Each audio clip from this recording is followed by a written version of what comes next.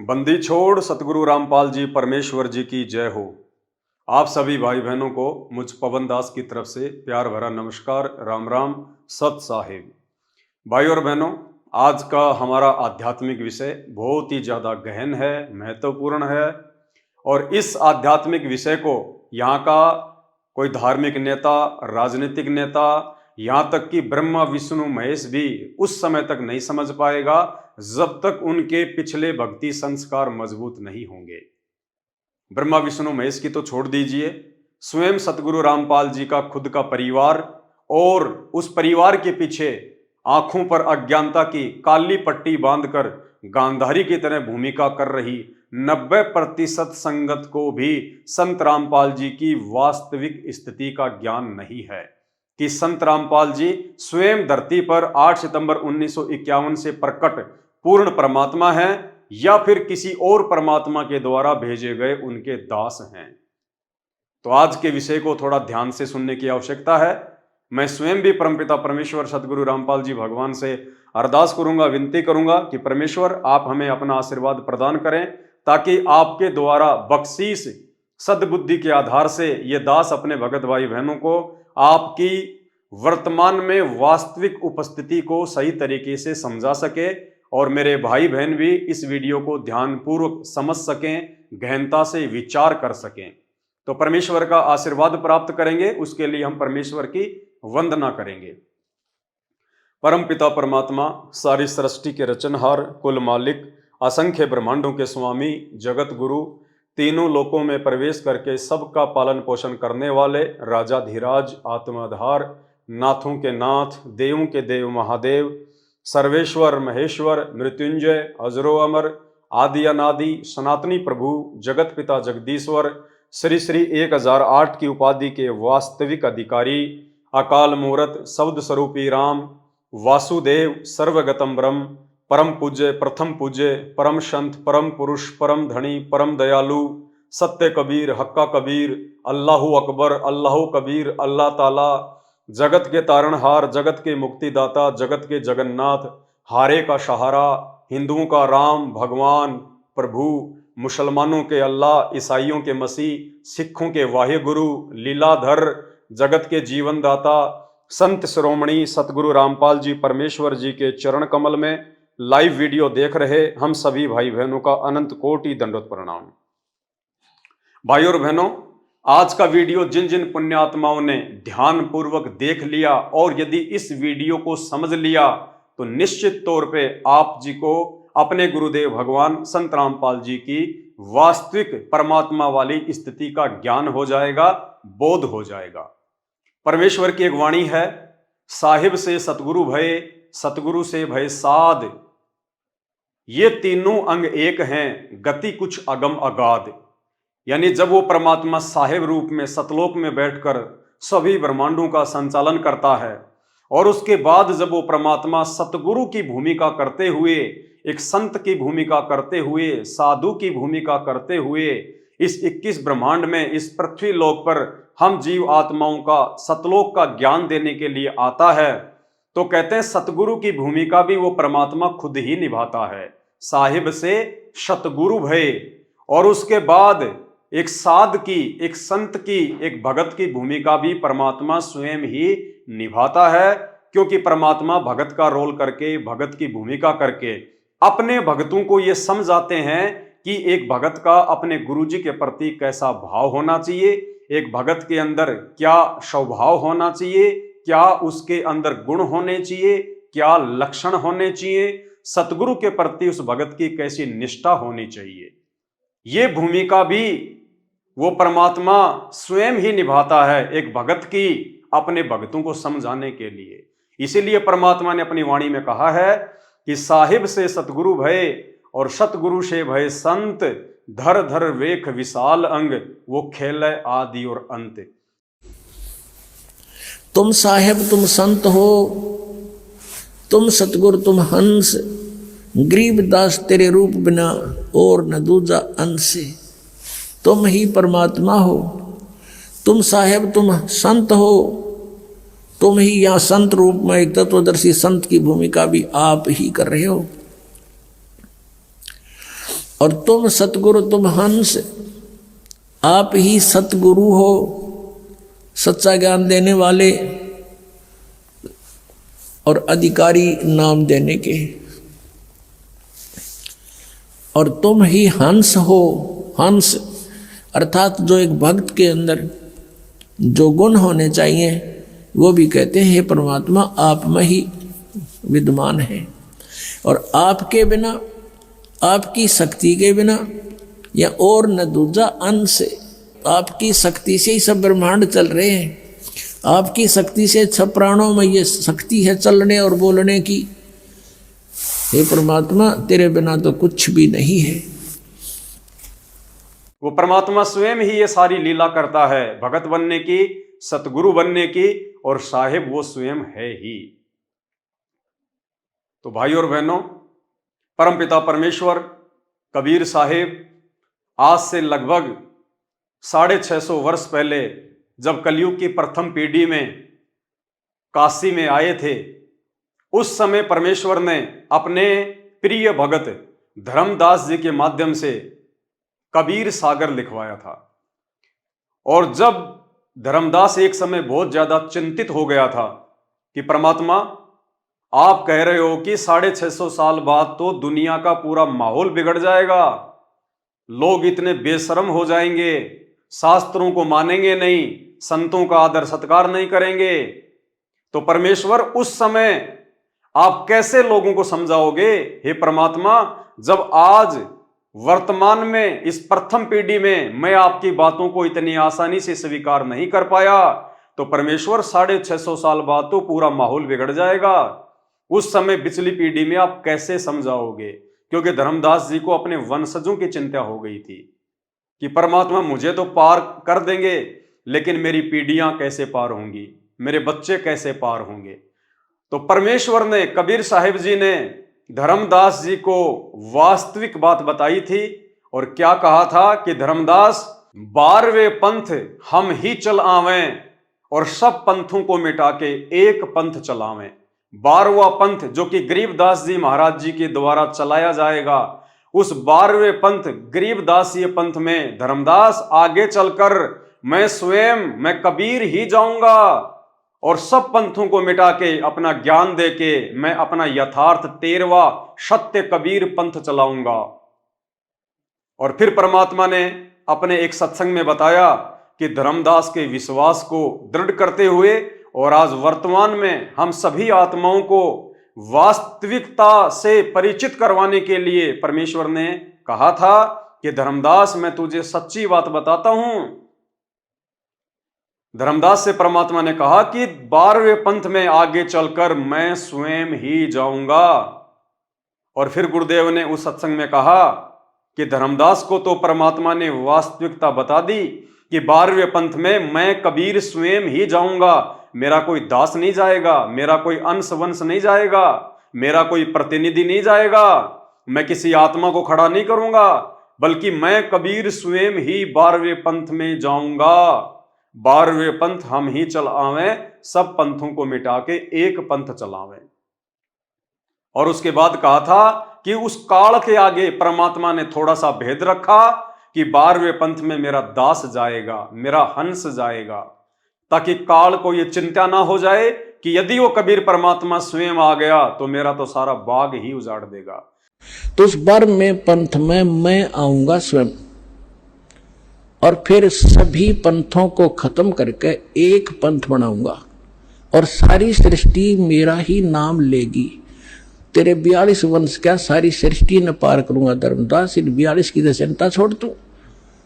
तब उसका दिल डटा था और काल के सामने परमात्मा ने थोड़ा सा भेद रखा कि मैं अपना अंश भेजूंगा।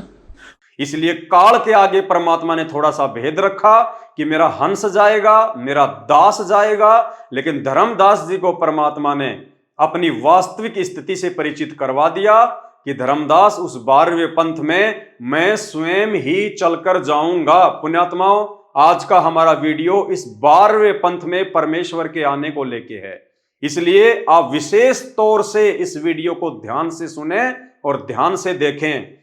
तो सुनिए सबसे पहले ये छोटा सा 2 मिनट का वीडियो जिसमें परमात्मा धर्मदास को कह रहे हैं कि काल के आगे तो परमात्मा ने भेद रखा कि मेरा हंस जाएगा, लेकिन असल बात उन्होंने धर्मदास जी को बता दी कि धर्मदास 12वें पंथ में मैं स्वयं ही जाऊंगा। पहले सुनिए वीडियो, उसके बाद आपको पवित्र पुस्तक ज्ञान गंगा की भूमिका में से पेज नंबर 14 और 15 से भी आपको दिखाएंगे। सुनिए। तो उस 12वें पंथ में मैं आऊंगा स्वयं, और फिर सभी पंथों को खत्म करके एक पंथ बनाऊंगा और सारी सृष्टि मेरा ही नाम लेगी। तेरे 42 वंश क्या सारी सृष्टि न पार करूंगा धर्मदास, इन 42 की चिंता छोड़ तू। तब उसका दिल डटा था और काल के सामने परमात्मा ने थोड़ा सा भेद रखा कि मैं अपना अंश भेजूंगा। तो भाई और बहनों, आपने सुना कैसे परमात्मा ने 12वें पंथ में अपने आने के विषय में धर्मदास जी को सच्ची बात बता दी थी। और कबीर सागर में भी परमात्मा ने यही लिखवाया, अगर परमेश्वर को अपने किसी दास को भेजना होता आज वर्तमान में स्वयं ना आकर, तो परमात्मा कबीर सागर में कभी भी ये वाणी नहीं लिखवाते कि 12वें पंथ हम ही चल आवें, सब पंथों को मिटाकर एक पंथ चलावें।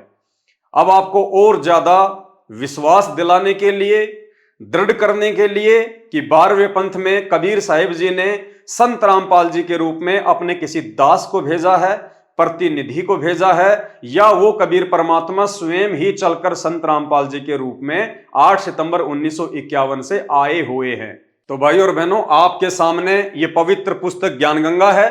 यही पुस्तक जो आप मेरे हाथ में देख रहे हैं, ज्ञान गंगा, संत रामपाल जी के कर कमलों के द्वारा लिखित है। इस पुस्तक की भूमिका में पेज नंबर 14 और 15 पे परमेश्वर ने असुर निकंदन रमैणी की एक वाणी को समझाते हुए ये क्लियर कर दिया, साफ कर दिया कि गरीबदास जी के 12वें पंथ में कौन आएगा, स्वयं कबीर परमात्मा आएंगे या कबीर परमात्मा अपने किसी दास को भेजेंगे।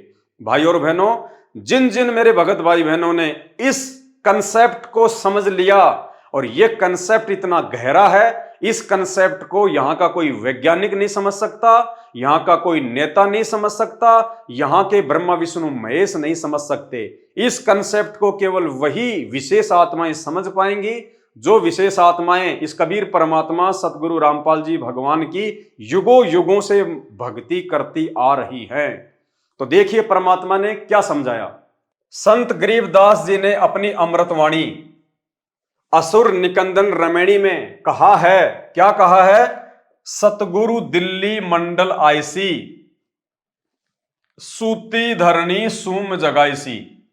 संत गरीबदास जी महाराज गांव छुडानी, जिला जज्जर, हरियाणा, लगभग 350 वर्ष पहले धरती पे प्रकट हुए थे, जिन्होंने ग्रंथ साहिब नाम से एक अनमोल सदग्रंथ साहिब की रचना की।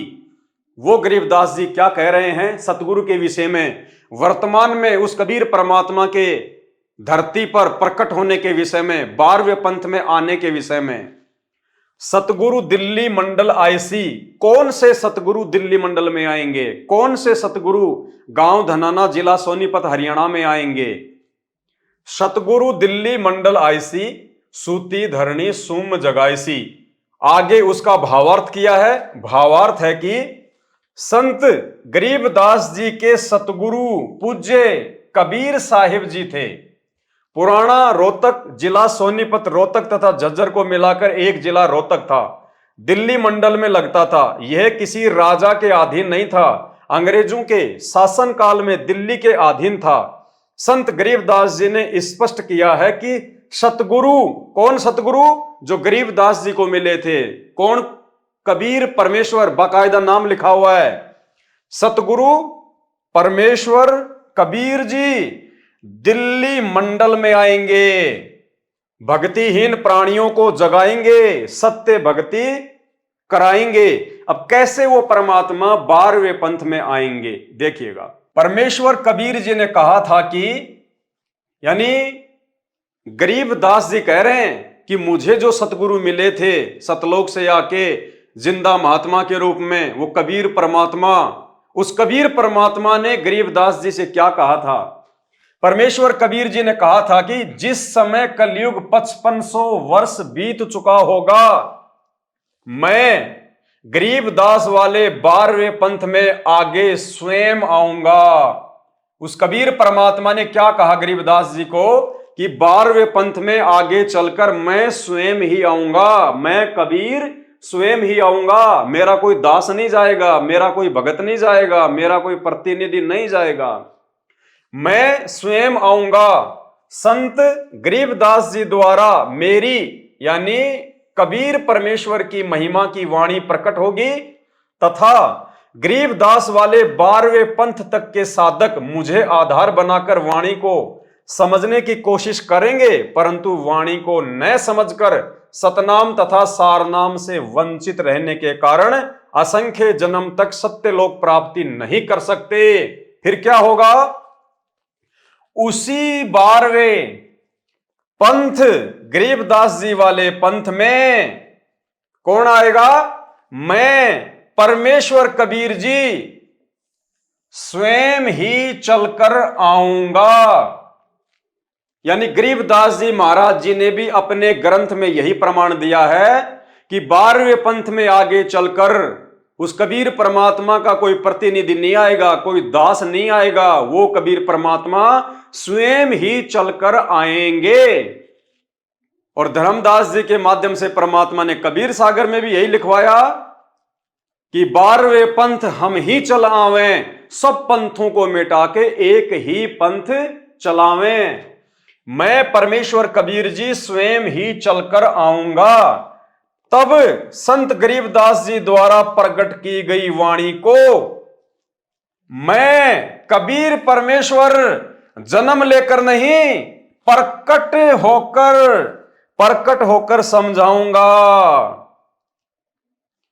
क्या कह रहे हैं परमात्मा कि 12वें पंथ गरीबदास वाले पंथ में आगे चलकर मैं कबीर परमेश्वर स्वयं ही चलकर आऊंगा और प्रकट होकर 8 सितंबर 1951 को प्रकट होकर फिर गरीबदास जी के पंथ में प्रवेश करके स्वयं ही गरीबदास जी की वाणियों को समझाऊंगा। इसके अलावा भाइयों और बहनों, आपको 2 छोटे छोटे वीडियो सतगुरु रामपाल जी भगवान के सत्संग के दास सुनाना चाहेगा, क्योंकि सबसे पहले यह कंसेप्ट क्लियर करना बहुत जरूरी है कि 13वें पंथ को कौन चलाएगा। यानी 12वें पंथ में कबीर परमात्मा स्वयं ही आएंगे, ये आपने इन वाणियों से देख लिया, निष्कर्ष निकाल लिया। अब 12वें पंथ में आने के बाद में 13वें पंथ को कौन चलाएगा, 13वां वंश कौन होगा, तो उसके लिए आप जी सतगुरु रामपाल जी भगवान का एक छोटा सा 2 मिनट का सत्संग का वीडियो सुनिए, जिसमें सतगुरु रामपाल जी परमेश्वर कह रहे हैं कि उस 13वें पंथ को चलाने वाला ये समझ लेना समर्थ सत्य कबीर ही होगा। कबीर जी का दास नहीं होगा, कबीर जी का कोई प्रतिनिधि नहीं होगा, कबीर जी के द्वारा भेजा गया कोई हंस नहीं होगा। कौन होगा? समर्थ सत्य कबीर, यानी वो कबीर परमात्मा स्वयं ही 13वें पंथ को चलाएगा। सुनिए। घर घर बोध विचार हो, ये चर्चा चला करेगी कैसी गलती ना करना, और दुर्मति दूर बहाए, सबकी दुर्मति दूर चली जाएगी, और कलयुग में एक हो सब बरते सहज सुभाए।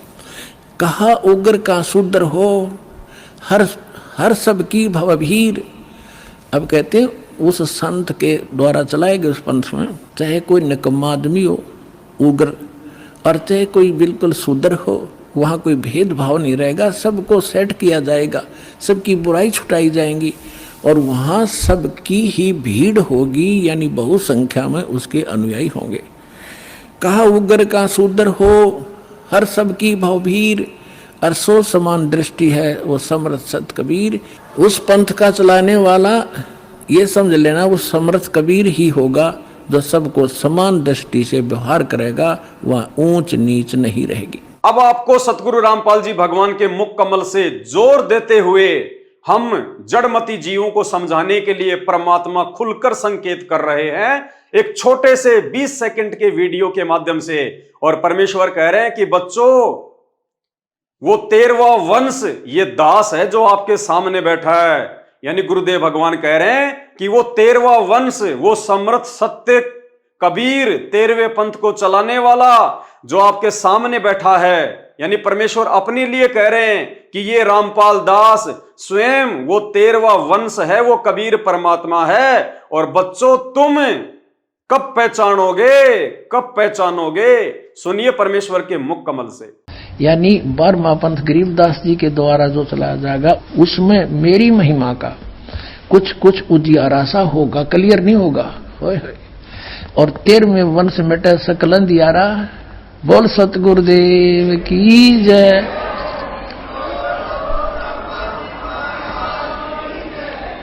ये 13वां वंश ये दास है जो आपके सामने बैठा है। भाई बच्चों आप कद पहचानोगे।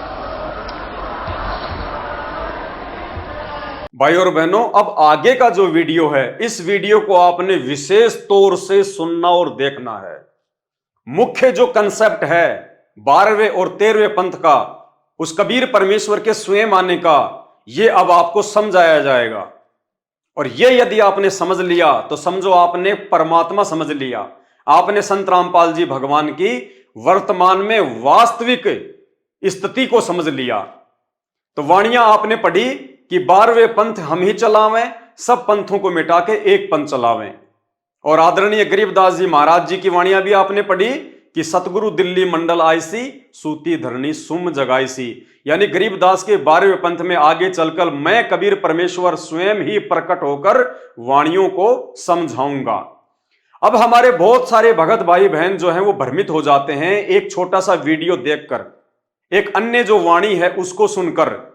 कौन सी वाणी है कि जब आवे 5505 तब ये वचन मेरा होगा साचा, महापुरुष फरमान तब जग तारण को आए, 5 सहस और 500 जब कलयुग बीत जाए। कि उस कबीर परमात्मा ने तो अपनी वाणी के अनुसार सन 1997 में धरती पे आना था। और संत रामपाल जी ने तो हमें अपनी पुस्तकों से दिखाया कि मुझ रामपाल दास को वो कबीर परमात्मा मार्च 1997 में आके मिले दिन के 10 बजे। तो भाई संत रामपाल जी परमात्मा नहीं हो सकते। ये संत रामपाल जी के खुद के परिवार और उस परिवार के पीछे अंधी होके चल रही 90% संगत के विचार हैं कि संत रामपाल जी परमात्मा नहीं हो सकते। संत रामपाल जी ने तो 8 सितंबर 1951 को इंद्रो माई की कोख से जन्म लिया है। और कबीर भगवान तो संत रामपाल जी को 1997 में आके मिले थे।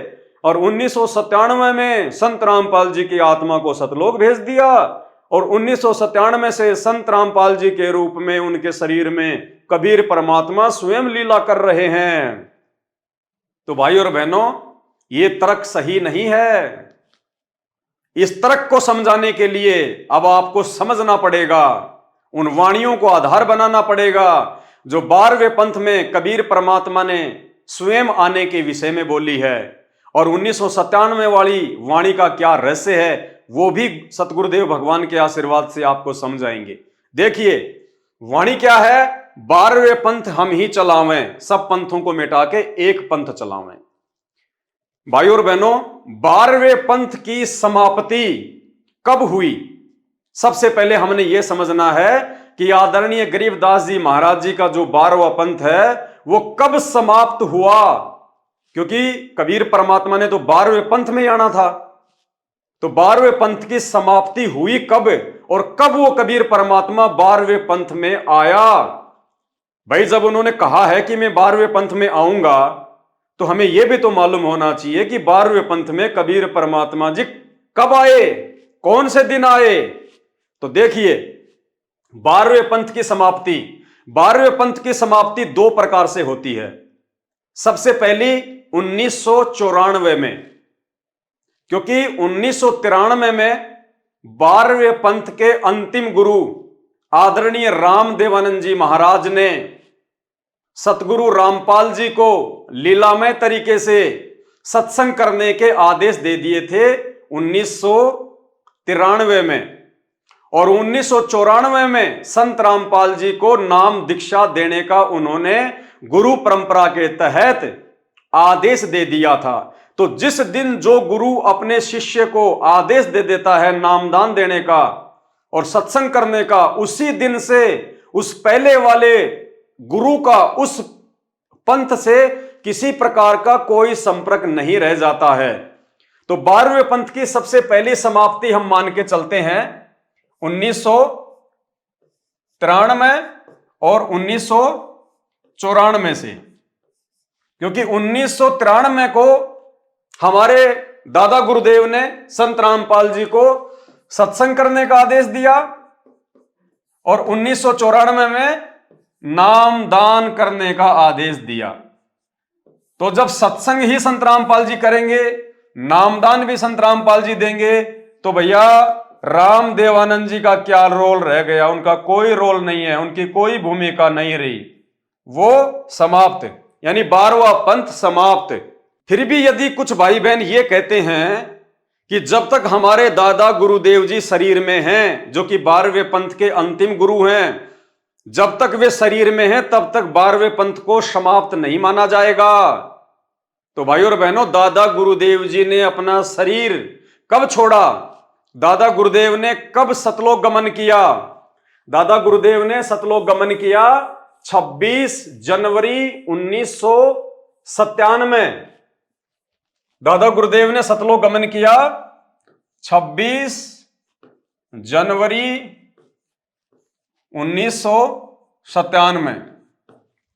इस दिन हमारे दादा गुरुदेव आदरणीय राम देवानंद जी अपना शरीर छोड़ चुके थे। तो यानी जब उन्होंने शरीर छोड़ दिया तो 12वां पंथ उसी दिन समाप्त हो गया। तो भाई और बहनों, दोनों ही तरीकों से 12वें पंथ की समाप्ति हो चुकी है। कौन से दोनों तरीके? एक बार फिर से वो डेट ध्यान में रखिए, ये डेट ध्यान में रखना बहुत ज्यादा महत्वपूर्ण है। प्रथम 12वें पंथ की समाप्ति 1994, जिस दिन संत रामपाल जी को सत्संग और नामदान करने का आदेश प्राप्त हो गया था।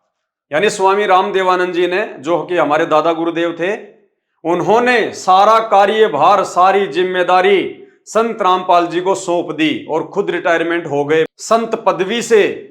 उसके बाद में सारी जिम्मेदारी संत रामपाल जी की। तो सन 1994 से जिस दिन संत रामपाल जी ने ये जिम्मेदारी अपने कंधों पे ली, उसी दिन से 12वां पंथ समाप्त और 13वें पंथ की शुरुआत हो चुकी थी। और दूसरे लोग मानते हैं कि जब तक दादा गुरुदेव शरीर में है तब तक 12वें पंथ की समाप्ति नहीं है। तो दादा गुरुदेव ने शरीर छोड़ा 26 जनवरी 1997। पुण्यात्माओं, ये जो डेट है दोनों, ये आप विशेष तौर से ध्यान रखना। ये डेट हमारा सहयोग करेंगी सतगुरु रामपाल जी भगवान की वास्तविक स्थिति को समझने में। तो लास्ट डेट हमारे दादा गुरुदेव के शरीर त्यागने की 26 जनवरी 1997। और कुछ समय पहले आपने जो वीडियो सुना जिसमें संत रामपाल जी कह रहे हैं, गहरी नजर गीता या आध्यात्मिक ज्ञान गंगा पुस्तक में लिखा हुआ बता रहे हैं पेज नंबर 538 पर कि मार्च 1997 में दिन के 10 बजे मुझे कबीर परमात्मा आकर मिले। अब देखिएगा सन 1997 के लिए कैसे आपको यकीन होगा, देखना। दास ने एक पुस्तक लिखी है आध्यात्मिक ज्ञान गंगा, और जो आपके कर कमलों में है, इसमें एक लेख है 538 पृष्ठ पे, यथार्थ कबीर पंथ परिचय नामक एक विषय है। और इसमें यहाँ लिखा है, मुझ दास यानी रामपाल दास को परमेश्वर कबीर साहिब जी संवत 2054 फाल्गुन मास शुक्ल पक्ष एकम मार्च 1997 को दिन के 10 बजे मिले थे तथा सार शब्द की वास्तविकता और संगत को दान करने का सही समय संकेत देकर अंतर्ध्यान हो गए थे। और इसको यानी मुझे परमात्मा मिले थे, इसको अगले आदेश तक रहस्य युक्त रखने का आदेश दिया था। कब मिले? मार्च 1997 में। एक बार आप ये वीडियो फिर से सुन लीजिए ताकि आपको डेट का ध्यान पड़ जाए कि मार्च 1997 में मिले थे या कब मिले थे। सुनिए। मुझ दास यानी रामपाल दास को परमेश्वर कबीर साहिब जी संवत 2054 फाल्गुन मास शुक्ल पक्ष एकम मार्च 1997 को दिन के 10 बजे मिले थे तथा सार शब्द की वास्तविकता और संगत को दान करने का सही समय संकेत देकर अंतर्ध्यान हो गए थे।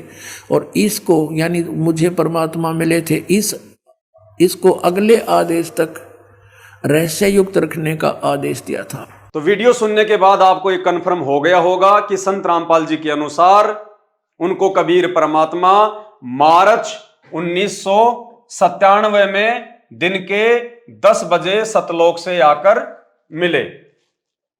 अब हम चलते हैं हमारे मुख्य पॉइंट पर, जो समझने की बात है, जो पूरा मामला हल कर देगा। कौन सी वाणी? 12वें पंथ हम ही चलावें, सब पंथों को मिला के एक पंथ चलावें। तो भाई और बहनों, अब हमने समझना यह है कि कबीर परमात्मा 12वें पंथ में कौन से दिन आए, कौन से दिन वो 12वें पंथ में वो प्रकट हुए, जो उन्होंने गरीबदास जी की वाणी में भी कहा है कि 12वें पंथ में आगे चल के मैं कबीर परमेश्वर स्वयं ही प्रकट होऊंगा, गरीबदास जी की वाणियों को समझाऊंगा। कबीर सागर में लिखा है कि 12वें पंथ हम ही चलावें, सब पंथों को मिटा के एक पंथ चलावें।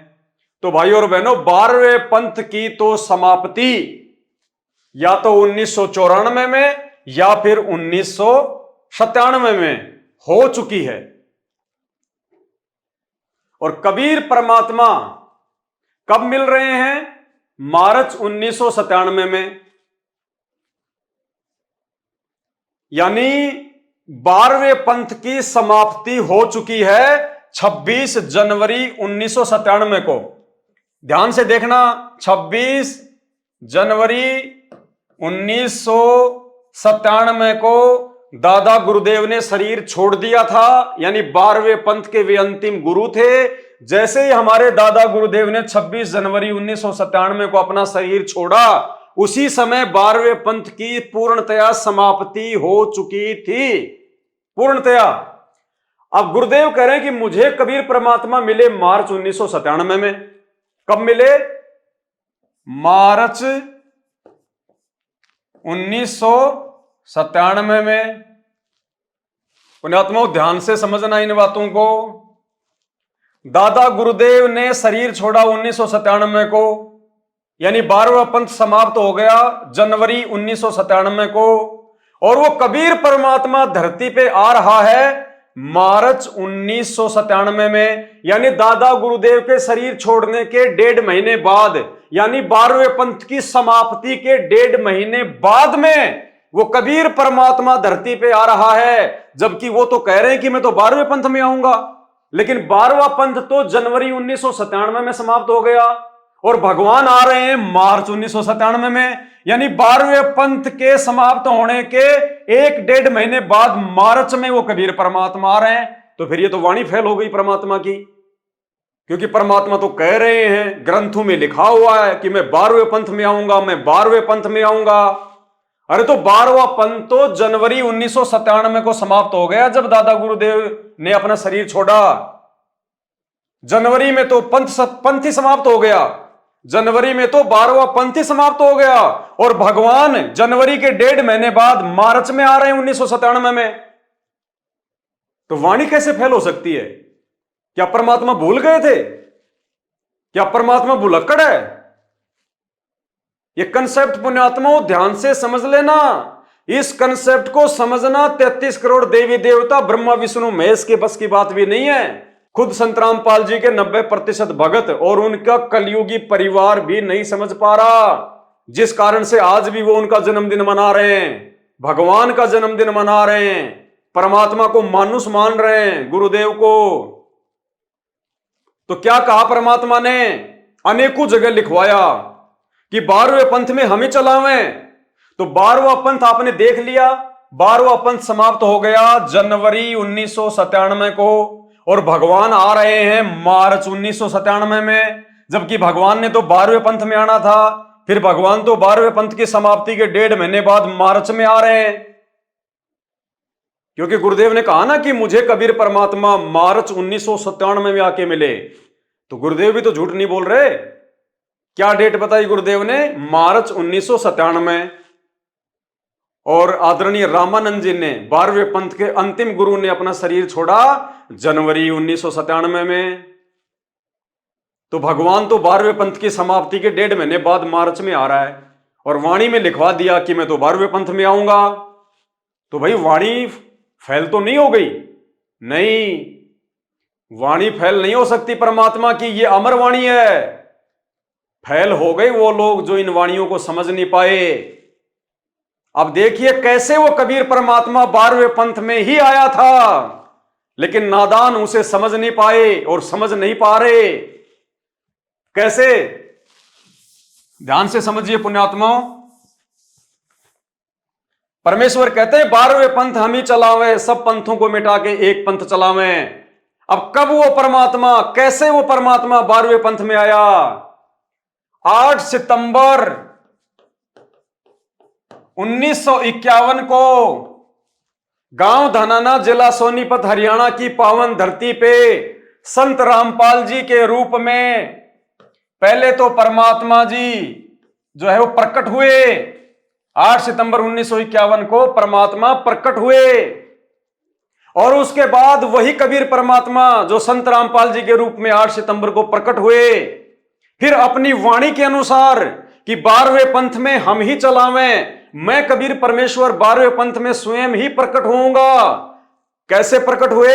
यही संत रामपाल जी, यही कबीर परमात्मा लीला करते हुए 38 साल की उम्र में 17 फरवरी 1988 को 12वें पंथ में आदरणीय राम देवानंद जी को अपना मुंह बोला गुरु बना के इन्होंने 12वें पंथ में प्रवेश किया। संत रामपाल जी ने अपनी वाणी के अनुसार, कबीर परमेश्वर ने अपनी वाणी के अनुसार कि 12वें पंथ में हम ही चलावें। तो यदि हम कबीर भगवान डाडी मूछ वाले को मानते हैं तो डाडी मूछ वाला तो भैया मार्च 1997 में आया था और 12वां पंथ समाप्त हो गया जनवरी 1997 में।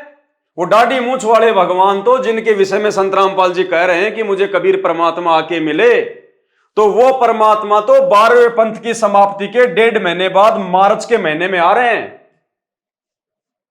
तो फिर कौन सा परमात्मा था जो 12वें पंथ में आया अपनी वाणी के अनुसार? क्योंकि वाणी तो फैल नहीं हो सकती। तो ये सतगुरु रामपाल जी भगवान 8 सितंबर 1951 को प्रकट होके और फिर 17 फरवरी 1988 को इन्होंने आदरणीय राम देवानंद जी को अपना मुंह बोला गुरु बनाया और 12वें पंथ में उनसे लीलामय तरीके से नाम दीक्षा लेके प्रकट हुए। जैसे 650 साल पहले यही कबीर परमात्मा इन्होंने पंडित रामानंद जी को अपना मुंह बोला गुरु बनाया, गुरु शिष्य परंपरा का निर्वाह करने के लिए, भगत बनकर, शिष्य बनकर एक अच्छे भगत की भूमिका निभाने के लिए। ये सारा का सारा कंसेप्ट है पुण्यात्माओं, ये सारा का सारा खेल है इस कबीर परमात्मा को समझने का। तो 12वें पंथ में जो आया है वही तो कबीर परमात्मा होगा। तो वो परमात्मा जिसके विषय में संत रामपाल जी बता रहे हैं वो तो 12वें पंथ की समाप्ति के 2 महीने बाद मार्च के महीने में आ रहा है। उसके मार्च के महीने में आने से 1.5 महीने पहले तो 12वां पंथ ही समाप्त हो चुका था, तो वो तो आया नहीं 12वें पंथ में। लेकिन वो परमात्मा कैसे संत रामपाल जी के रूप में 8 सितंबर 1951 को धरती पे प्रकट होके फिर 17 फरवरी 1988 को 12वें पंथ में प्रवेश कर गए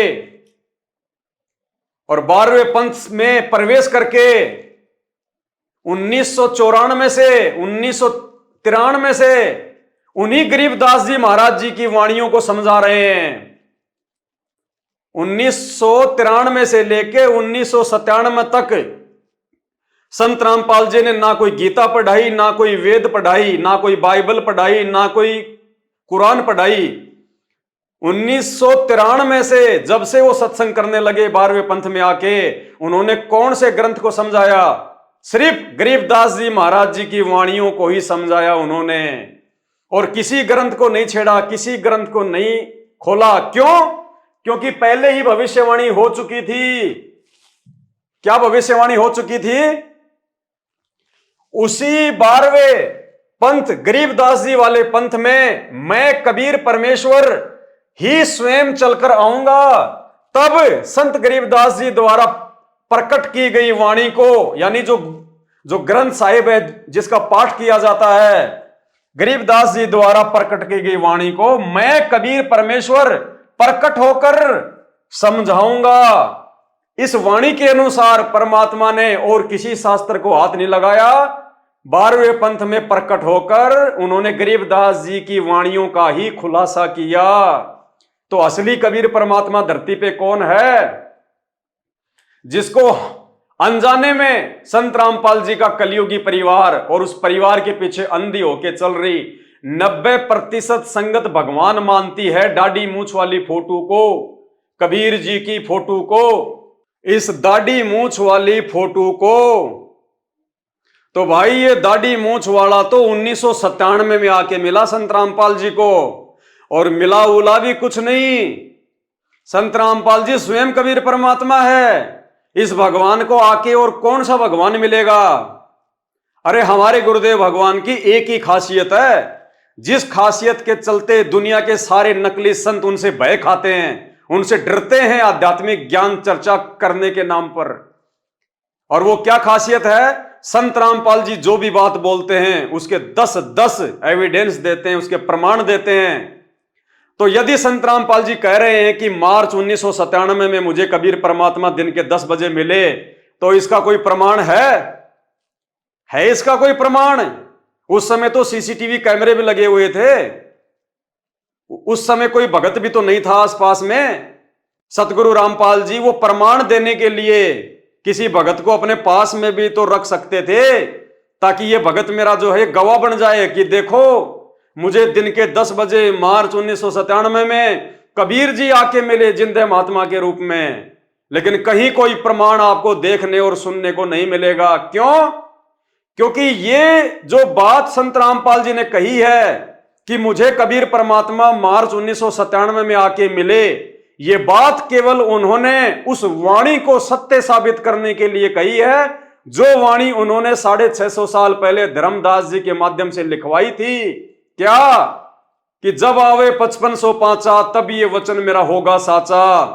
5000 और 500 जब कलयुग बीत जाए, और 5500 ये कलयुग 1997 में बीतता है, कि 5000 और 500 जब कलयुग बीत जाए, महापुरुष फरमान तब जग तारण को आए।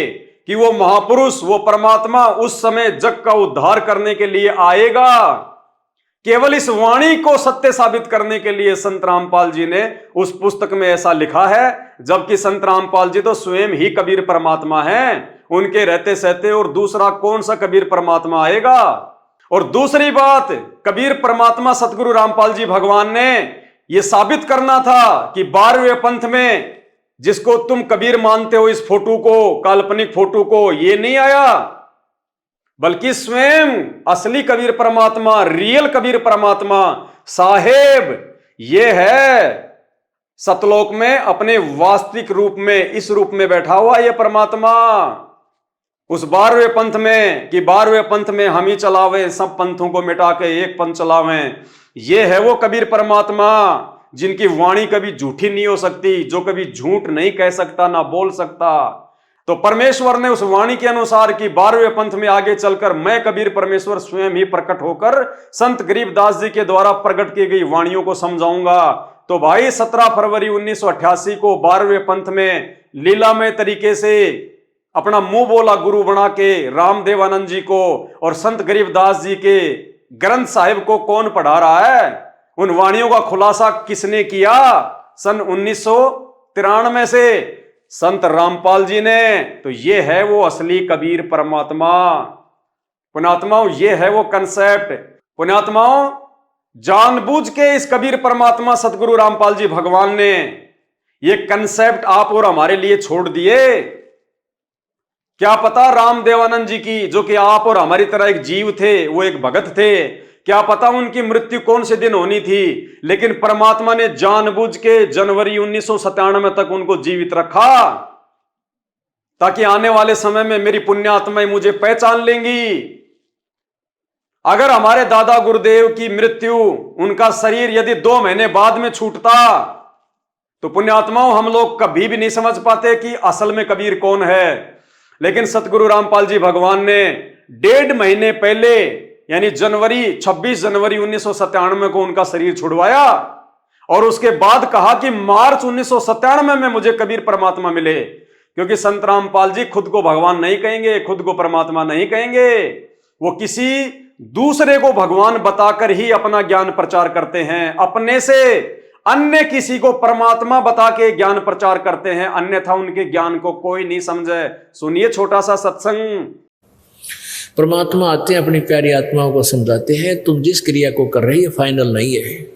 इस क्रिया के, इस कर्म के साथ साथ आपने एक अवश्य कार्य भुला रखा है, परमात्मा की भक्ति का। आप पे आवे हैं, आप पे भगवान की में, आप पे परमात्मा है और आप ही अपनी भक्ति के लिए अपने से अन्य भगवान बताकर आपको प्रेरित करते हैं। इसलिए परमात्मा अपने आप को छुपाकर ये ज्ञान प्रचार करता है, भगवान किसी और को बताता है। इसलिए परमात्मा ने दाढ़ी मूंछ वाली फोटो को आधार बनाया। स्वयं ये परमात्मा होते हुए इन्होंने एक दाढ़ी मूंछ वाली काल्पनिक फोटो को आधार बनाया कि ये है कबीर परमात्मा, ताकि लोग मेरे ज्ञान को समझें। अगर ये खुद कह दें कि मैं हूं कबीर, तो कोई इनके सत्संग भी नहीं सुनता। इसके अलावा भाई और बहनों, एक और वाणी है परमात्मा की, परमात्मा को समझने के लिए। ध्यान से सुनिएगा, क्या वाणी है। काल ने कबीर परमात्मा से कहा था कि 12 पंथ करूं मैं साजा और नाम तुम्हारा ले करूं आवाजा। तो पुण्यात्माओं, अब काल ने कहा था कि 12 पंथ करूं मैं साजा और नाम तुम्हारा ले करूं आवाजा। 12 पंथ नाम जो ले ही वो हमरे मुख आन समोही। और 12 पंथ नाम जो ले ही हमरे मुख में आन समोई। काल ने क्या कहा था कबीर परमात्मा से, जब कबीर परमात्मा अपने पुत्र जोगजीत के रूप में उसको मिले थे तपस्या पर, तो काल ने कहा था कि तेरे नाम से मैं 12 पंथ चलाऊंगा, 12 पंथ करूं मैं साजा, नाम तुम्हारा ले करूं आवाजा। और उन 12 पंथ में जो नाम लेगा, 12 पंथ नाम जो ले ही वो हमरे मुख में आन समोई, अर्थात काल के ही जाल में रह जाएंगे, वो पार नहीं हो पाएंगे। 12 पंथों तक जो नाम लेगा, तो 12वां पंथ किसका? गरीबदास जी का। 12वां पंथ किसका? पुण्यात्माओं ध्यान से सुनना, तभी ये परमात्मा समझ में आएगा। 12 पंथ ये गरीबदास जी का पंथ है। और काल ने क्या कहा था कि इन 12 पंथों में जो नाम लेगा, 12 पंथों में जो नाम लेगा वो मेरे ही मुंह में रहेगा। यानी 12वें पंथ में, गरीबदास के पंथ में भी यदि कोई नाम दीक्षा लेगा तो वो सतनाम और सारनाम से वंचित रह जाएगा, वो पार नहीं हो पाएगा। ये उनका वचन, नियम, परमात्मा के साथ उसका एग्रीमेंट। अब पुण्यात्माओं विचार करो, 12 पंथ में जो नाम लेगा, यानी 12वें पंथ में भी जो नाम दीक्षा लेगा, वो भी काल के जाल में। तो पुण्यात्माओं 17 फरवरी 1988 को संत रामपाल जी ने कौन से पंथ में नाम लिया? इस 12वें पंथ में। क्योंकि हमारे पूज्य गुरुदेव जी ने 17 फरवरी 1988 को गुरु शिष्य परंपरा का निर्वाह करते हुए लीलामय रूप से आदरणीय राम देवानंद जी से नाम दीक्षा ली। कब? 17 फरवरी 1988 को 12वें पंथ के संचालक से, 12वें पंथ के अंतिम गुरु से, आदरणीय राम देवानंद जी से। तो संत रामपाल जी कौन से पंथ से नाम दीक्षित हैं? 12वें पंथ से। और 12वें पंथ के बारे में काल क्या कह रहा है कि 12 पंथ नाम जो ले ही वो तो मेरे मुख में आन समोई। तो इस हिसाब से यदि हम संत रामपाल जी को एक आम व्यक्ति मान के चलें, आम मानुष मान के चलें, आप और हमारे जैसा जीव मान के चलें कि उनका तो 8 सितंबर को जो है जन्म हुआ है, जैसा कि उनका परिवार मानता है, परिवार के पीछे लगी हुई मूर्ख संगत मानती है, तो इस हिसाब से तो पुण्यात्माओं संत रामपाल जी ने 12वें पंथ में नाम लिया। 1988 में 12वें पंथ में नाम लिया। तो इस हिसाब से तो संत रामपाल जी भी काल के मुंह में है, क्योंकि जो व्यक्ति 12वें पंथ में नाम लेगा वो तो काल के मुंह में रहेगा। तो संत रामपाल जी ने भी 17 फरवरी 1988 को 12वें पंथ में नाम लिया, तो क्या संत रामपाल जी भी काल के मुंह में? क्योंकि वाणी तो फैल नहीं हो सकती। पुण्यात्माओं, यदि कोई प्राणी, यदि कोई व्यक्ति, यदि कोई मानुष, आप और हमारी तरह 2 कोटि का जीव, उनके विषय में कहा गया है कि 12वें पंथ में नाम जो ले ही हमरे मुख में आन समोई। लेकिन ये तो स्वयं परमात्मा है, भगवान है, इसलिए इनके ऊपर ये वाणी लागू नहीं होती। तो ये भी एक पॉइंट है समझने का कि संत रामपाल जी कोई मानुष नहीं है और 8 सितंबर 1951 से ही धरती पे प्रकट हैं। अगर संत रामपाल जी 1997 में उनके परिवार के अनुसार भगवान बने हैं, जब से उनको कबीर परमात्मा आके मिले, तो भाई उन्होंने नाम दीक्षा तो 1988 में ले रखी है और 12वें पंथ में ले रखी है, तो वो तो काल के मुंह में जाएंगे संत रामपाल जी। तो अब संत रामपाल जी खुद ही अगर काल के मुंह में जाएंगे तो हमें कहां से पार कर देंगे। लेकिन पुण्यात्माओं, जिन आत्माओं को यह बात समझ में आ गई कि ये कोई आम व्यक्ति नहीं, ये कोई आम मानुष नहीं है, 8 सितंबर 1951 को धरती पे प्रकट होके फिर 17 फरवरी 1988 को अपनी वाणी के अनुसार, अपनी वाणी को सत्य साबित करने के लिए कि 12वें पंथ में हम ही चलावें, सब पंथों को मिटा के एक पंथ चलावें, परमेश्वर ने लीला करी, मुंह बोला सतगुरु बनाने की, आप और हमारे को भगत बनकर भगत के लक्षण समझाने की, भगत के गुण समझाने की। तो ये लीलामय तरीके से पूज्य गुरुदेव भगवान ने 12वें पंथ में अपनी वाणी के अनुसार जो है वो प्रवेश किया। तो ये असली कबीर है संत रामपाल जी। तीसरी बात जो समझने की है, एक और वाणी है परमात्मा की, और वाणी क्या है? वाणी है, गुरु बिन वेद पढ़े जो प्राणी और समझे न सार रहे अज्ञानी। क्या है वाणी? गुरु बिन वेद पढ़े जो प्राणी। ये प्राणी शब्द याद रखना पुण्यात्माओं, में लाल पेन से इसीलिए लिख रहा हूं ये। गुरु बिन वेद पढ़े जो प्राणी समझे ना सार, समझे ना सार, और क्या रहे? रहे अज्ञानी। क्या कह रही है वाणी? गुरु बिन वेद पढ़े जो प्राणी समझे ना सार रहे अज्ञानी। यानी जो व्यक्ति अपने गुरु से वेद और शास्त्रों को नहीं पढ़ेगा, वो व्यक्ति जिंदगी में कभी भी उनके सार को नहीं समझ पाएगा, और वो क्या रहेगा? अज्ञानी रहेगा, मूर्ख रहेगा। तो भाई और बहनों, आज हम सबको पता है संत रामपाल जी पूरी दुनिया को वेद पढ़ा रहे हैं, पूरी दुनिया को गीता जी पढ़ा रहे हैं, हर धर्म ग्रंथ का हर शास्त्र वो पढ़ा रहे हैं। लेकिन ये क्या, संत रामपाल जी ने 1988 में जिस आदरणीय राम देवानंद जी से नाम दीक्षा प्राप्त की, जिनको अपना मुंह बोला गुरु बनाया, भाई वो तो अनपढ़ थे, अनपढ़ अंगूठा टेक थे। उन्होंने ना कभी हिंदी पढ़ी, ना कभी अंग्रेजी पढ़ी, ना कभी फारसी पढ़ी, ना कभी वो स्कूल गए, ना ही राम देवानंद जी ने कभी गीता पढ़ी, ना वेद पढ़े, ना बाइबल पढ़ी। कोई भी जो है वो ग्रंथ उन्होंने नहीं पढ़ा, क्योंकि वो अनपढ़ थे, उनको अक्षर ज्ञान नहीं था। और वाणी क्या कह रही है? गुरु बिन वेद पढ़े जो प्राणी समझे न सार रहे अज्ञानी। तो संत रामपाल जी ने कौन से दिन अपने अनपढ़ गुरु से वेद पढ़े, गीता पढ़े? राम देवानंद जी तो अनपढ़ थे, उन्होंने तो कभी अपने भक्तों को या संत रामपाल जी को ना तो गीता पढ़ाई, ना वेद पढ़ाई, ना बाइबल पढ़ाई, ना गरीबदास जी का जो है वो ग्रंथ पढ़ाया। तो भाई वाणी के अनुसार तो ऐसा व्यक्ति बिल्कुल अज्ञानी माना जाएगा। फिर संत रामपाल जी को यह ज्ञान कहां से हो गया?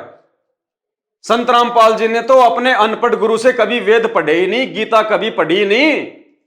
फिर संत रामपाल जी को कैसे ज्ञान हो गया? आज पूरे विश्व को पढ़ा रहे हैं वो, बड़े बड़े संस्कृत के प्रकांड ज्ञाता, जिन्होंने वेद लिखे, गीता जी लिखी, 18 पुराण लिखे। जो गलतियां उन्होंने लिखने में कर दी वो भी संत रामपाल जी ठीक कर रहे हैं, जबकि संत रामपाल जी के गुरु तो अनपढ़ है। लेकिन वाणी क्या कह रही है पुण्यात्माओं? वाणी पे ध्यान दीजिए, जो लाल पेन से मैंने लिखा है, गुरु बिन वेद पढ़े जो प्राणी। प्राणी यानी आप और हमारे जैसा जीव, 2 कोटि का जीव, मां के गर्भ से जन्म लेने वाला जीव, प्राणी। अगर कोई प्राणी, अगर कोई सामान्य जीव, अगर कोई मानुष, यदि कोई इस 21 ब्रह्मांड में जन्म लेके पैदा हुआ कोई व्यक्ति यदि बिना गुरु के इन शास्त्रों को पढ़ेगा, जैसे ये नकली पंडित, नकली गुरु, नकली शंकराचार्य, ये आज तक शास्त्रों को नहीं समझ पाए, शास्त्रों के सार को नहीं समझ पाए, तो ये वाणी कह रही है कि गुरु बिन वेद पढ़े जो प्राणी। यदि कोई सामान्य व्यक्ति, मां के गर्भ से जन्म लेके पैदा हुआ व्यक्ति, 21 ब्रह्मांड का जन्म और मृत्यु वाला प्राणी, यदि बिना गुरु के वेद और शास्त्र पढ़ेगा तो वो सार को नहीं समझ पाएगा, भगवान पे लागू नहीं है। वाणी ये नहीं कह रही कि वो परमात्मा, वो कबीर साहेब संत रामपाल जी का रूप बना के एक आम व्यक्ति की लीला करते हुए यदि किसी अनपढ़ व्यक्ति के शिष्य कहलाएंगे तो वो वेद शास्त्र नहीं समझ पाएंगे। नहीं, परमात्मा पे लागू नहीं है। परमात्मा को आवश्यकता नहीं है किसी गुरु से वेद पढ़ने की। हम संत रामपाल जी को जगत गुरु कहते हैं। जगत गुरु, जगत गुरु वो होता है जो पूरे जगत को ज्ञान दे। और यदि कोई संत रामपाल जी को मानुष मानता है और ये मानता है कि संत रामपाल जी के गुरु आदरणीय रामदेवानंद जी महाराज हैं, तो वो महामूर्ख व्यक्ति है, क्योंकि जगत गुरु उसको कहते हैं जो पूरे जगत को ज्ञान देता है। अरे संत रामपाल जी फिर जगत गुरु कहां से हो गए? यदि आप लोगों के अनुसार उन्होंने किसी और से ज्ञान लेके फिर आगे ज्ञान देना शुरू किया, तो ऐसा व्यक्ति जगत गुरु नहीं हो सकता जो किसी और से ज्ञान लेके फिर ज्ञान का प्रचार करे। जगत गुरु उसको कहते हैं जो पूरे विश्व को ज्ञान दे, जिसके समान ज्ञान किसी को ना हो, जिसके समान ज्ञानी और कोई ना हो। हम सुबह सुबह नित्य नियम में अपने गुरुदेव भगवान की महिमा करते हुए अथ ब्रह्मवेदी में क्या पढ़ते हैं? ज्ञान सागर अति उजागर निर्विकार निरंजनम महाज्ञानी महाध्यानी सत्सुकृत दुग्भंजनम। यानी हमारे गुरुदेव के समान कोई महाध्यानी नहीं, कोई ब्रह्म ज्ञानी नहीं और कोई महाज्ञानी नहीं।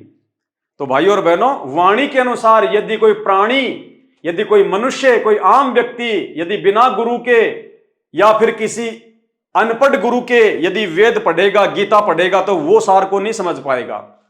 और जब भूमिका एक व्यक्ति की खुद परमात्मा ही कर रहा है, भगत बनने की भूमिका खुद परमात्मा ही कर रहा है, तो उसका गुरु चाहे पढ़ा लिखा हो चाहे अनपढ़ हो, फिर कोई फर्क नहीं पड़ता, क्योंकि परमात्मा तो सर्वज्ञ होता है। उसको किसी गुरु से वेद पढ़ने की जरूरत नहीं, वो तो गुरुओं को वेद पढ़ाता है, पूरी दुनिया को वेद पढ़ाता है।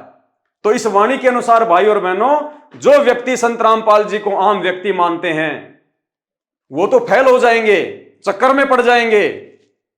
और जो बुद्धिमान आत्माएं होंगी वो विचार करेंगी कि हमारे दादा गुरुदेव अनपढ़, अक्षर ज्ञान नहीं, हमारे दादा गुरुदेव ने कभी वेद नहीं पढ़े, कभी शास्त्र नहीं पढ़े, कभी गीता जी नहीं पढ़ी, और हमारे गुरुदेव ने मात्र 6 वर्षों में अनपढ़ गुरु की संगति करके और पूरी दुनिया को वेद पढ़ा दिए, सभी धर्मों के धर्मशास्त्र पढ़ा दिए। और यहां ही नहीं, एक छोटा सा सत्संग सुनिए गुरुदेव भगवान का, जिसमें पूज्य गुरुदेव कह रहे हैं कि कहीं आपको यह गलतफहमी हो कि भाई रामपाल को केवल हिंदू धर्म के ग्रंथों का ज्ञान है। नहीं, गुरुदेव कह रहे हैं पूरे विश्व में जितने भी धर्म ग्रंथ हैं उन सब का ज्ञान मुझ रामपाल दास को है, सबका ज्ञान। यानी पूरे विश्व में 206 से अधिक देश हैं, 206 से अधिक देश, हर देश की न्यारी न्यारी भाषा, अलग अलग भाषा, और हर देश का एक अपना इतिहास है, हर देश का एक अपना धर्म है। और गुरुदेव कह रहे हैं कि मुझे पूरे विश्व के धर्म ग्रंथों का ज्ञान है, यानी पूरे विश्व की भाषाओं का ज्ञान, पूरे विश्व के धर्म ग्रंथों का ज्ञान है। तो भाई ये कौन है फिर? आम व्यक्ति है क्या? सामान्य व्यक्ति है क्या? ये स्वयं कबीर परमात्मा है। और कबीर परमात्मा पूरे विश्व की तो छोड़िए, देवी देवताओं से लेके पाताल लोक के प्राणियों तक की, समुद्र के प्राणियों तक की भी, जीव जंतु पशु पक्षी चारों खानियों के प्राणियों की परमात्मा भाषा जानता है। परमात्मा कहते हैं चीटी पायल बाजे पैर, साहिब सुनता है सब लहर। सुनिए सतगुरु रामपाल जी भगवान के मुख कमल से, जिसमें परमात्मा कह रहे हैं आप और हमें ये विश्वास दिलाने के लिए कि धरती पे हमारे पूज्य गुरुदेव के रूप में कोई सामान्य व्यक्ति, कोई सामान्य जीव नहीं है, कोई मानुष नहीं है। स्वयं कबीर परमात्मा 8 सितंबर से प्रकट है और उनका जन्मदिन मनाकर, उनका अवतरण दिवस मनाकर हम उनको गालियां ना दे, क्योंकि जन्म उसका होता है जो मां से जन्म लेता है, जीव। और अपने गुरु को जीव कहना, अपने गुरु को मानुष कहना, परमात्मा कहते हैं गुरु मानुष कर जानते, वो नर कहिए अंध, ओ है दुखी संसार में, फिर आग गए यम के फंद। क्योंकि गीता का समझना कोई बालकों का खेल नहीं, परमात्मा बुद्धि दे अपने कृपा पात्र पे, तभी ये अनमोल ग्रंथ समझ में आते हैं। और टीचर उसी को कहते जो हमारे सिलेबस को ठीक से जाने। वो टीचर कहां, जब सिलेबस का ज्ञान नहीं अटपट सुना रहा है तो टीचर नहीं है। तो जितने भी आज तक धर्मगुरु किसी भी धर्म के हैं, उनको अपने सिलेबस का ज्ञान वर्तमान वालों को नहीं है। इस दास रामपाल दास के अतिरिक्त विश्व में नहीं है। ये कद्दे समझ माजी उतारा।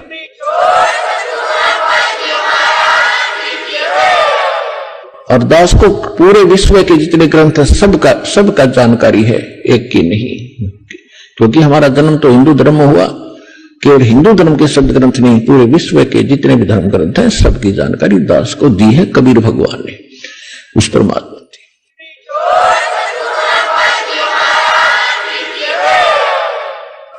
तो भाई और बहनों, अब हमारे को किसी प्रकार का कोई भी डाउट, कोई भी शंका नहीं रहनी चाहिए। इतने सारे, तो भाई और बहनों, अब हमारे को किसी भी प्रकार का डाउट, किसी भी प्रकार की कोई शंका नहीं रहनी चाहिए इतने सारे प्रमाण देखने के बाद। और जब हमें यह कन्फर्म हो जाएगा कि धरती पर 8 सितंबर 1951 से पूर्ण परमात्मा के रूप में सतगुरु रामपाल जी भगवान स्वयं प्रकट है, पुण्यात्माओं, यही हमारा विश्वास, यही हमारी दृढ़ता हमें सतलोक का रास्ता दिखाएगी। अन्यथा अपने गुरुदेव को मानुष समझने वाला और गुरुदेव भगवान के रहते सहते किसी और को भगवान मानकर पूजने वाला, जैसा कि 90% संगत और संत रामपाल जी का खुद का परिवार संत रामपाल जी के रहते सहते जून के महीने में इस दाढ़ी मूंछ वाली काल्पनिक फोटो को भगवान मानकर कबीर प्रकट दिवस मनाकर अपने भी कर्म फोड़ रहा है, संगत के भी कर्म फोड़वा रहा है। ये लोग लाख जन्म भी सतलोक का रास्ता नहीं देख पाएंगे यदि वर्तमान में ये लोग अपने गुरुदेव भगवान को भगवान ना मान के किसी और को भगवान मानकर पूजते पूजते ये मौका चूक गए। तो एक सत्संग सुनिए परमात्मा का 4 मिनट का, पूरा कंसेप्ट क्लियर कर दिया गुरुदेव ने कि जो व्यक्ति इस समय धरती पे रहते सहते अपने गुरुदेव के रहते सहते उनको भगवान ना मानकर यदि किसी और को भगवान मानेंगे, वो व्यक्ति लाख जन्म भी पार नहीं हो सकते।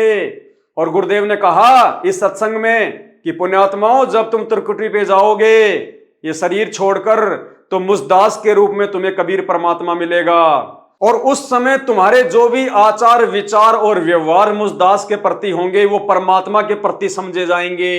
अतः तुम त्रिकुटी पे धोखा ना खा जाओ भगवान को पहचानने में।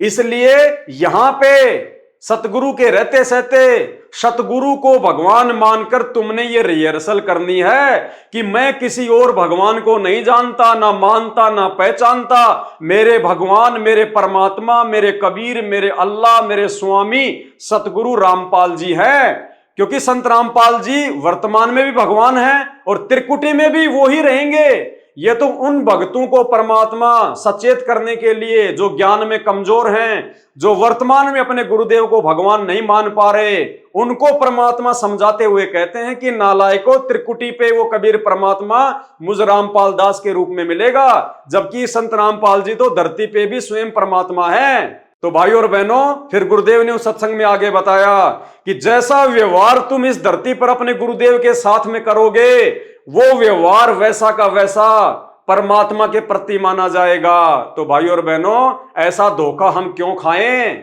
हमने तो अपने गुरुदेव को भगवान मानते हुए उन्हीं को भोग लगाना है, क्योंकि जब हम गुरु को भोग लगाएंगे तो गुरुदेव कह रहे हैं कि वो परमात्मा को ही माना जाएगा, तो किसी और को परमात्मा मान के उसको भोग लगाने की आवश्यकता ही नहीं है। जब हम अपने गुरुदेव के साथ जैसा व्यवहार करेंगे वो भगवान के साथ में माना जाएगा। तो हम सत्सेवक जो अपने गुरुदेव का 8 सितंबर को प्रकट दिवस मनाने जा रहे हैं, तो भाई वो तो भगवान का ही प्रकट दिवस हो गया ना, क्योंकि परमात्मा कहते हैं जो तुम अपने गुरु के साथ करोगे समझो तुम भगवान के साथ कर रहे हो।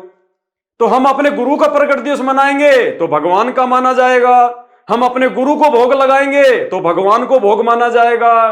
तो गलतियां कौन कर रहा है, सतसेवक या सतगुरु रामपाल जी भगवान का काल प्रेरित परिवार और उस परिवार के पीछे लगी हुई 90% अंध संगत।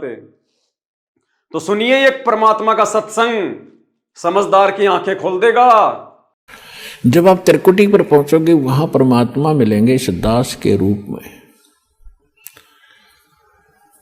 अब जैसे आप यहाँ गुरु जी के प्रति जैसा व्यवहार, जैसा विचार और जैसी श्रद्धा आपकी है, ये आपकी यहाँ रिहर्सल कराई जाती है कि गुरु मानुष कर जानते ते नर कहिए अंध, ओवे दुखी संसार में आग काल के फंदे। गुरु को मानुष नहीं जाने, गुरु गोविंद कर जानियो, रहियो शब्द समाए, मिले जब दंडवतम बंदगी, नहीं पल पल ध्यान लगावे। गुरु गोविंद दोनों खड़े काके लागू पाए, बलिहारी गुरु अपना जिन गोविंद दियो मिलाए। आप परमात्मा ने यह सिद्ध करना हमारे को एक ट्रेनिंग दे रहे हैं कि जैसा व्यवहार आप इस दास के प्रति कर रहे हो ऐसा ही भगवान के प्रति माना जाएगा। और जैसा आप दिन में रिहर्सल कर रहे हो, रात में सौपन भी वैसे ही आएंगे। तो संसार छोड़कर जब जाओगे आपको सौपन सा बनेगा। तो जैसा आपकी आस्था यहाँ वहाँ तो सामने स्पष्ट नजर आओगी, तो वहाँ आपकी परीक्षा होगी। अब जैसे वहाँ गुरु जी के साथ भगवान खड़ा हो, आपने परमात्मा को देखा नहीं, केवल चित्र देखे हैं उनके, तो वहाँ जाकर आप किसको प्रणाम करोगे? गुरु गोविंद दोनों खड़े किसके लागू पाए, बलिहारी गुरु अपना जिन गोविंद दियो लाए। यानी हमने इतना दृढ़ होना है इस मार्ग पर सफल होने के लिए। वो जो दास के रूप में होगा वो भगवान ही होगा वहाँ पर। अब परमात्मा ये भी देखते हैं कि जैसे 120 वर्ष भगवान रह कर चले गए यहाँ पर, और इस दास के स्थान पर अगर वो आज होते तो आप तो पहचान तो सकते ही नहीं, क्योंकि जब भी ना पहचाना, क्योंकि जो लाहे का काम करें, एक लंगोटी ही बांध, धोती ही बांध के फटे पुराने कपड़ा में घूमे फिरे, सारा काम करें, तो हमने सोचे जन साधारण आम आदमी है। तो इसलिए परमात्मा वो एक विधान बताएंगे और इसलिए दास को भेजा के भगवान को पहचानवा दे, आपको पहचान करा दे। और कैसे मिलेगा ये नियम बताओ। तो जैसे उस समय भगवान होते इस दास के स्थान पर आप जैसा व्यवहार करते, तो भगवान ये सब आपके अकाउंट जमा होता रहता आपका कि इसका कैसा व्यवहार है, कैसा विचार है। तो अब दास ये देख रहा है, दास के प्रति जैसा आपकी भावना, जैसे आपके विचार, आपकी श्रद्धा है, तो आपकी वहाँ बुक में लिखे जा रहे। परमात्मा वाले स्थान के पास आपकी एक अलग से पैड है, आपकी बही है, आपका अकाउंट खुला हुआ है, एक फैक्स वहाँ जाता है। तो उस समय फिर आपका जैसा स्वभाव आप वहाँ प्रयोग करोगे त्रिकुटी पे, जैसा आप यहाँ कर रही हो एज इट इज होगा। फिर वहाँ से अगर गलती कर दी तो आपको फिर भी वापस पटक दिया जाएगा, वहाँ से भी आपको फेल होकर वापस निराशा हाथ लगेगी। यहाँ अलग बात है कि किया हुआ कर्म यहाँ ऊपर के ब्रह्मांडों में आप देवता बने रहोगे हजारों लाखों युगों तक, और फिर वहाँ आपकी पूरी पूंजी भक्ति नाश करा कर ये वापस पटक देगा धरती पे। तो इससे बचने के लिए जो पहले हम मार खा गए, हमने धोखे खाए, उससे बचने के लिए अब ये फावल पॉइंट बताए जाते हैं। इसमें दृढ़ रहना बच्चों, बार बार यही आपको बताया जाता है। तो भाई और बहनों, उम्मीद करता हूं 8 सितंबर का दिन बहुत नजदीक आ रहा है।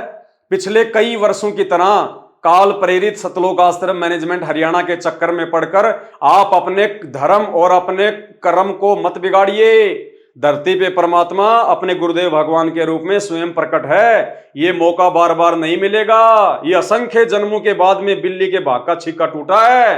अब की बार अपने गुरुदेव भगवान को पहचानने में देरी ना करो, वरना असंख्य जन्मों तक भटकना पड़ेगा, रोना पड़ेगा, पछताना पड़ेगा। बंदी छोड़ सतगुरु रामपाल जी भगवान की जय हो।